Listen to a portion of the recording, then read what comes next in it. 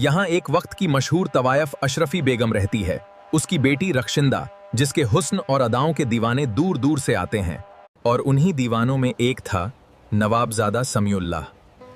मुलाकातें बढ़ीं और इश्क परवान चढ़ गया।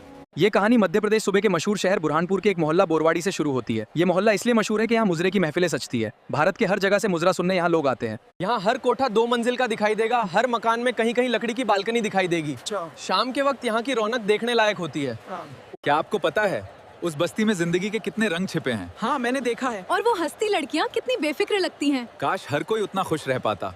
ऊपर बालकनी में लड़कियाँ खड़ी दिखाई देगी जो हंसती ठिठोली करती नजर आएगी। हर कोठी पर फ्लैक्स बोर्ड लगे दिखाई देंगे। देखो वो तवायफ का कोठा, हाँ, उसका नाम और तस्वीर भी है उस पे। यहाँ कितने मनचले खड़े हैं। कोई सिगरेट पी रहा है, कोई पान खा के थूक रहा है। देखो ये बस्ती का पुराना कमान है, साथ में चाय और पान की दुकान है।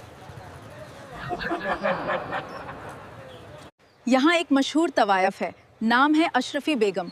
किसी जमाने में इसके नाम का डंका बजता था, लेकिन अब ये बूढ़ी हो चुकी। यही कोई इसकी उम्र 70 के करीब होगी। इसके कोठी पे कोई पहले जैसी रौनक नहीं रही। कोठी की इमारत भी खस्ता हाल हो गई है। अशरफी बेगम की एक बेटी थी, नाम था रक्षिंदा। उसका मुजरा सुनने दूर दूर से लोग आते थे। कभी कभी उसे शादी ब्याह और दिगर फंक्शन में नाच गाना सुनने बुला लेते थे। रक्षिंदा का मुजरा सुनने एक नवाबजादा कोठी पे आता था, नाम था समीउल्लाह। इसी बहाने समीउल्लाह की रक्षिंदा से बार बार मुलाकात होती गई और दोनों के बीच प्यार परवान चढ़ता गया। अशरफी बेगम को ये पता था कि समीउल्लाह रक्षिंदा के इश्क में पागल है, लेकिन वो दोनों के इस मामले में कोई दखल नहीं देती थी, क्योंकि उसे इसके एवज हर बार मोटी रकम हासिल होती है। अशरफी वैसे भी एक लालची औरत है, वो पैसों के लिए कुछ भी कर सकती है। समीउल्लाह कभी कभी रक्षिंदा को बाहर घुमा, लेकिन अशरफी कभी उन्हें रोकने की कोशिश नहीं करती या उनके प्यार में रुकावट नहीं बनती, क्योंकि वो जानती थी अगर वो दोनों के प्यार में रोड़ा बनी तो नुकसान उसी का होगा। यहाँ तक कि दोनों साथ जिने मरने की कस्में खाते हैं। समीउल्लाह रक्षिंदा को अपनाने की बात करता है और जल्द ही उसे अपना जीवन साथी बनाने का वादा करता है।